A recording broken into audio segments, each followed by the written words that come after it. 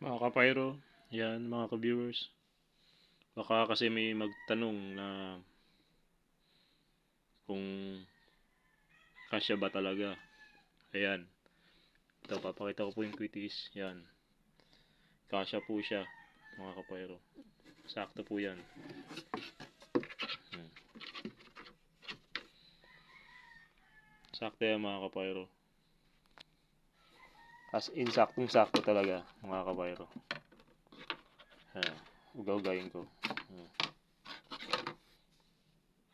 Sakto talaga. Kaya lang wala siyang ano.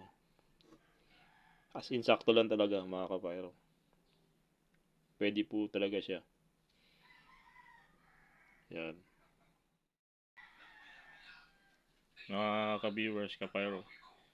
Ito lang po magkakasya sa ginawa nating box, DIY. Kasi pantay po siya. Pantay yung ganto niya sa stick. Yung sa JLJ kasi, sa ano, example sa JLJ, lagpas ng konti yung ulo, nakaganto rito. Tapos dito yung stick.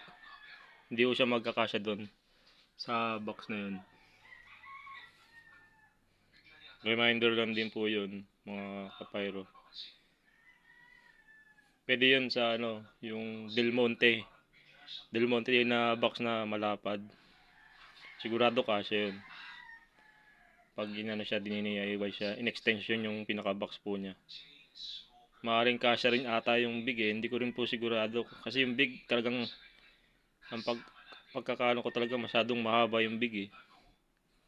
Pero hindi naman din pantay-pantay ang big, quitis. Meron din kasi mataba ang stick, maikli ang stick. Merong mahaba ang stick, pero manipis.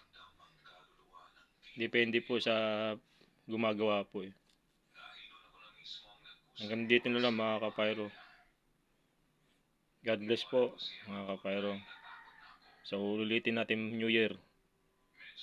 Welcome to 2024. Malapit na po mga kapayro.